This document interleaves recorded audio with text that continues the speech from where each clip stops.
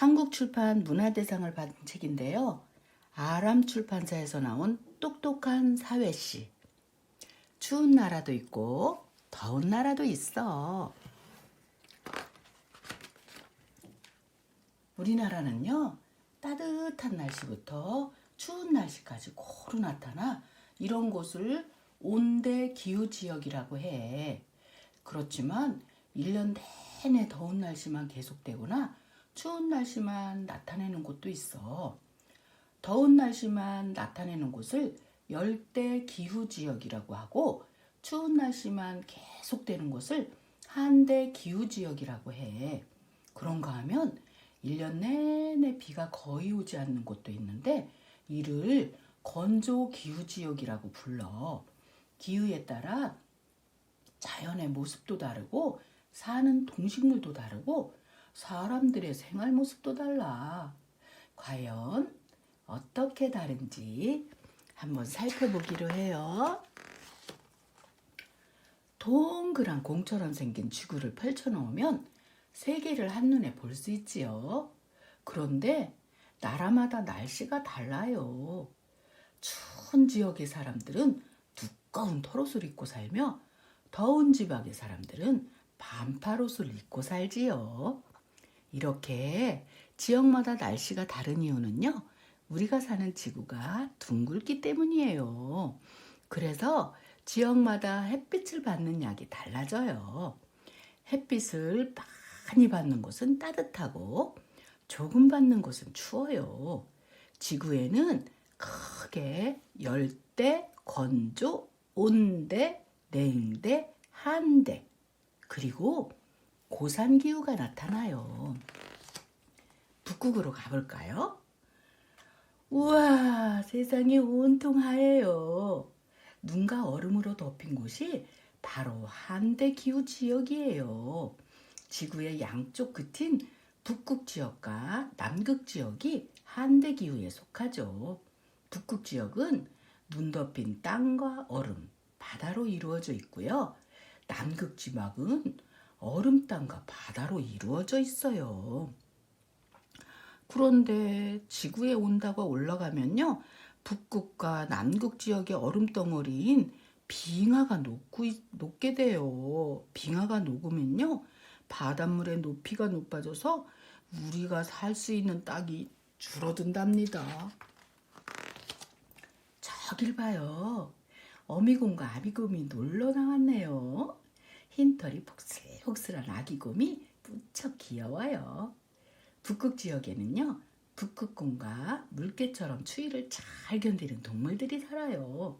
또 2, 3주의 짧지만 포근한 날이 있어서 여러 종류의 꽃도 핀답니다. 남극 지역은요, 북극 지역보다 더 추워서 1년 내내 얼음이 녹지 않아요. 남극 지역에서는 뒤뚱뒤뚱 걷는 펭귄들을 볼 수 있답니다. 북극의 주변에서는요, 아주 옛날부터 사람들이 살았어요. 이곳에 사는 사람들은 추위를 이기기 위해 두꺼운 털옷을 입고 얼음집을 지내요. 이곳 사람들은요, 농사를 지을 수 없기 때문에 바다에서 물개나 물고기를 잡아요. 어떤 날에는 고래를 잡기도 한답니다. 북극해 주변에 사는 원주민을 이누잇이라고 해요. 하지만 남극 지역에는 사람이 살지 않아요. 연구를 하기 위해 잠시 머무르는 사람들만 있어요. 우리나라도 세종 남극 지구가 있답니다. 길고 긴 겨울이 이어지는 냉대 기후 지역 한번 가볼까요? 여기는요, 잎이 뾰족한 나무들이 마치 하늘을 찌를 듯 자라는 이곳이 바로 냉대 기후 지역이에요.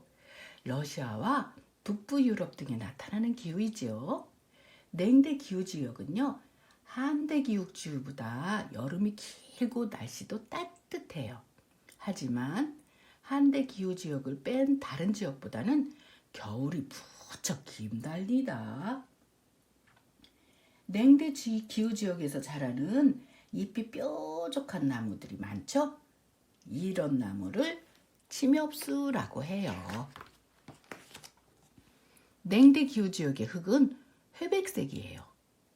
왜냐하면 날씨가 추워서 작은 생물들은 살기 힘들거든요. 그래서 이 지역에서는 지렁이나 개구리, 뱀을 볼 수 없어요. 쉿! 숲속에서 무슨 소리가 들려요? 아하, 다람쥐가 나무 열매를 먹는 소리군요. 나무 사이로 아침 햇살이 비치자 담비와 사슴, 술록도 잠에서 깨어나네요. 굴뚝에서 하얀 연기가 몽글몽글 피어나는 작은 통나무집이에요. 마치 산타 할아버지가 사는 곳 같아요. 어쩌면 산타 할아버지가 저 집에서 어린이들에게 나누어줄 선물을 포장하고 있을지도 몰라요. 냉대 기후 지역에 사는 사람들은요, 긴 겨울을 따뜻한 벽난로가 있는 통나무집에서 보낸답니다.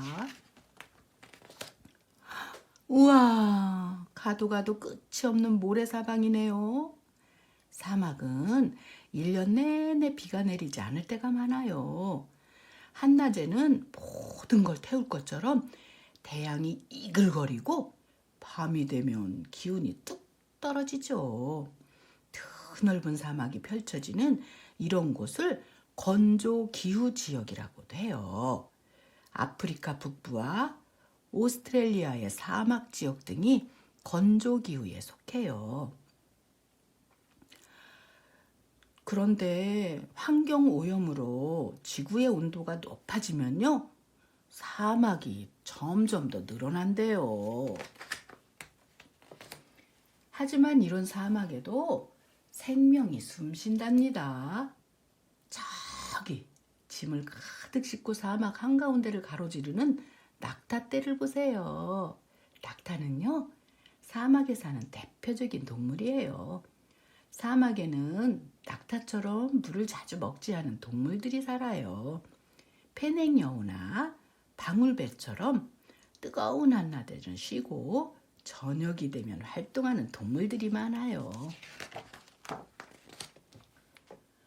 건조 기후 지역에 사는 사람들은 주로 오아시스 주변에서 살아요. 사막 한가운데서 샘물이 솟고 풀과 나무가 자라는 곳을 오아시스라고 해요. 사람들은 오아시스 가까운 곳에서 염소와 같은 가축을 기르며 마을을 이루고 살죠. 사람들은 온몸에 가려지는 옷을 입어요. 이런 옷차림은 사막의 뜨거운 햇빛도 막고 모래바람도 막아주어요. 쏴, 쏴. 한바탕 시원하게 비가 쏟아지더니 어느새 뚝 그쳤어요. 이것은 하루에도 몇 번씩 비가 내리고 1년 내내 뜨거운 여름이 계속되는 열대 기후 지역이에요. 아프리카의 중부 지역과 남아메리카의 아마존 밀림, 동남아시아 등이 열대 기후에 속해요. 아프리카와 아마존 밀림이 환경오염과 사람들의 무분별한 개발로 파괴되고 있어요. 이런 곳이 파괴되면 지구의 산소가 줄어들어서 지금보다 훨씬 뜨거워질 거예요. 아루 후후. 비가 그치자 긴팔 원숭이들이 나무숲 사이를 뛰어다녀요. 고릴라가 숨어서 먹잇감을 노리던 비덩구렁 구렁이와 악어를 보았어요. 고릴라와 눈이 마주친 비덩구렁이는 나무 사이로 스르르, 악어는 늪 속으로 첨벙 들어가네요. 정글을 벗어나면 넓은 초원이 나와요. 이곳에는 사자와 표범 같은 육식동물도 살고 기린과 얼룩말 같은 초식동물도 살아요. 뜨거운 햇빛을 피해 낮잠을 자고 있는 아이가 참 편안해 보이죠? 옷도 별로 걸치지 않았네요.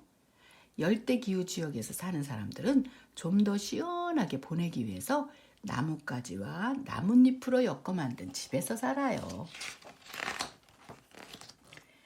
우리나라는 어떨까요? 우리나라는요, 봄에는 알록달록 꽃이 피고 여름에는 초록수 풀이 우거지고, 가을에는 울긋불긋 단풍이 들고, 겨울에는 흰눈이 펑펑 내리는 온대기후 지역이에요. 푸른 하늘 위로 무리를 지어 날아가는 철새떼를 보아요. 따뜻한 곳을 찾아오 날아온 철새들이에요. 이 새들은 날씨가 추워지면 다른 곳으로 갈 거예요. 겨울 철새들이죠. 온대기후 지역에서 사는 사람들은 계절에 따라 옷을 갈아입어요. 옷만 바뀌는 게 아니에요. 계절에 따라 하는 일도 달라져요. 봄에는 씨를 뿌리고, 여름에는 큰 비를 피하고, 가을에는 곡식을 걷어들여 겨울을 지낸답니다. 온대기후 지역에는 여름에 비가 아주 많이 내려요. 또 태풍이 오거나 큰 비가 내리면 집이며 도로가 문에 잠기기도 하지요. 오늘날 세계는 하나의 마을로 불릴 정도로 가까워졌어요. 각 가정마다 인터넷을 통해 세계 곳곳의 소식을 듣고 유치원에서 다른 나라 친구들이 살아가는 모습도 배우지요. 그뿐만이 아니에요. 이제 우리나라도 다문화 사회를 이루어가고 있어요. 그렇기 때문에 어렸을 때부터 자연스럽게 세계 여러 나라의 문화를 이해할 수 있도록 해야 한답니다.